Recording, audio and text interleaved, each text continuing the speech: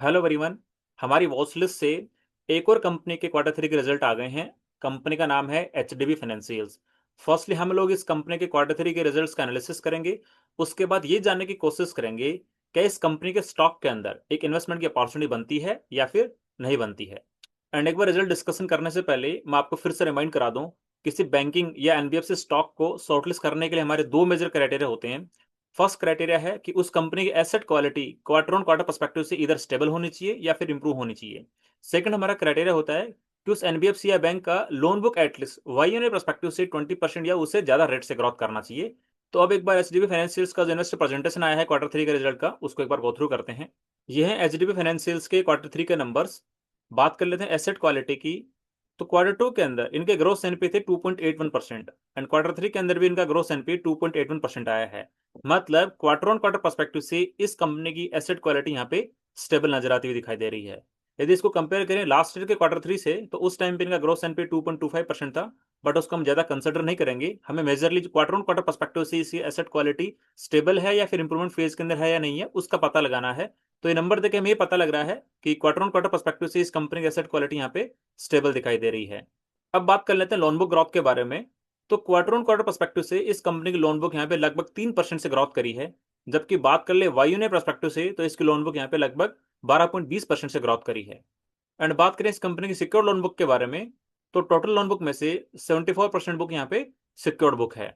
बात करें return on equity की, तो करंटली इस कंपनी का रिटर्न ऑन इक्विटी है लगभग 14% के आसपास में। अब एक बार बात कर लेते हैं इस एनबीएफसी के नेट इंटरेस्ट मार्जिन के बारे में।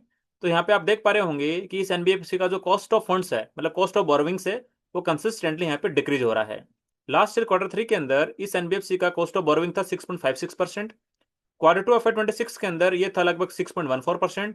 एंड अभी क्वार्टर थ्री एफ आई 26 के अंदर इनका कॉस्ट ऑफ फंड गिर के लगभग हो गया 6.03%। मतलब आरबीआई के रेपो रेट कट करने के कारण इनका जो कॉस्ट ऑफ फंड्स है वो यहाँ पे कंसिस्टेंटली डिक्रीज हो रहा है। बात कर लेते हैं इनके लोन पे यील्ड की। तो लगभग वो 14% के आसपास में था एंड करंटली 14.12% के आसपास में है। तो यदि इनकी बात करें नेट इंटरेस्ट मार्जिन की, तो यहाँ पे इनका नेट इंटरेस्ट मार्जिन कंसिस्टेंटली बढ़ रहा है।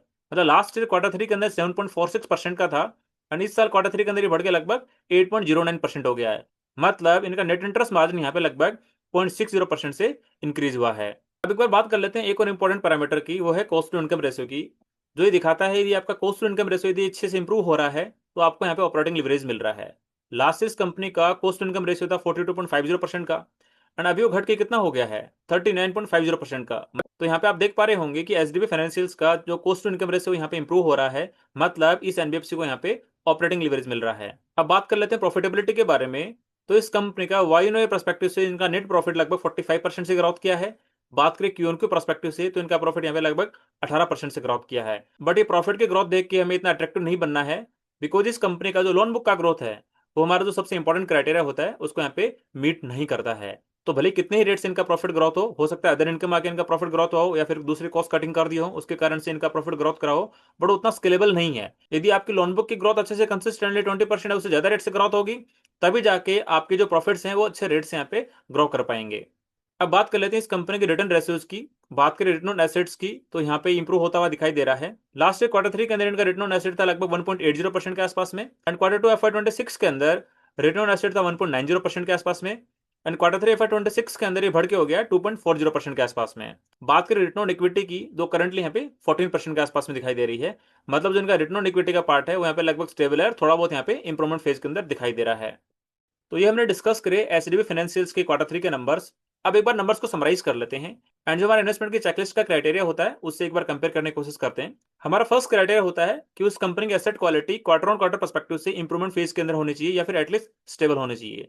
उस क्राइटेरिया के अंदर यहाँ पे एचडीबी फाइनेंशियल इसको पास कर जाता है।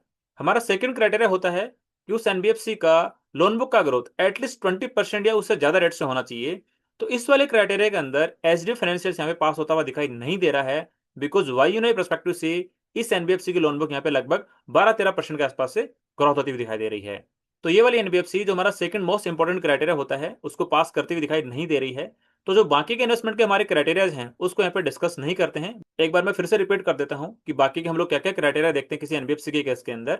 यदि इनिशियल टू क्राइटेरिया के अंदर कोई एनबीएफसी पास हो जाती है, तो लाइक उसका net interest margin improvement phase के अंदर है कि नहीं है, उसका रिटर्न ऑन एसेट्स या फिर return on equity improvement phase के अंदर है कि नहीं है, क्या उसका प्रॉफिट कंसिस्टेंटली 20% है, उसे ज्यादा रेट से ग्रोथ कर रहा है कि नहीं कर रहा है, एंड क्या उस एनबीएफसी का स्टॉक यहाँ पे अट्रैक्टिव वैल्यूएशन पे ट्रेड कर रहा है या फिर नहीं कर रहा है। बात करें एचडीबी फाइनेंशियल के स्टॉक के बारे में, तो इस एनबीएफसी का स्टॉक करंटली 3.2 के प्राइस टू बुक रेशियो पे ट्रेड करता हुआ दिखाई दे रहा है। तो आप ये देखो, एक ऐसी एनबीएफसी जिसकी लोन बुक अराउंड 14-15% के आसपास से ग्रोथ कर रही है, एंड उस एनबीएफसी का स्टॉक यहाँ पे लगभग 3.2 के प्राइस टू बुक रेशियो पे ट्रेड कर रहा है।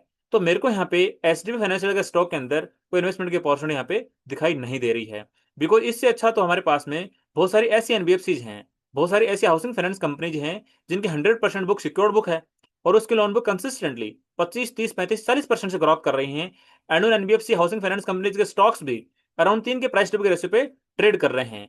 तो एचडीबी फाइनेंशियल से बेटर तो मेरे को इन्वेस्टमेंट की डील उन कंपनीज के अंदर ज्यादा दिखाई दे रही है जो मैंने अभी डिस्कस करी है, like housing finance companies and दूसरी एनबीएफसी जिनकी लोन बुक यहाँ पे कंसिस्टेंटली 25, 30, 35, 40% से ग्रोथ कर रही है, एंड उनकी लोन बुक 100% सिक्योर्ड बुक है। तो इन समरी ये कहना चाहता हूं कि मानता हूं एचडीबी फाइनेंशियल एचडीएफसी ग्रुप से बिलोंग करती है, बट इसकी लोन बुक यहाँ पे एक मॉडरेट ग्रोथ करने वाली दिखाई दे रही है, अराउंड 15% के आसपास में इसकी लोन बुक ग्रोथ करती हुई दिखाई देती है। तो मेरे पर्सपेक्टिव से इस स्टॉक के अंदर कोई इन्वेस्टमेंट की अपॉर्चुनिटी यहाँ पे नहीं बनती है। ये जस्ट मैंने मेरा पर्सपेक्टिव शेयर किया है, ये मेरी तरफ से कोई स्टॉक रिकमेंडेशन नहीं है।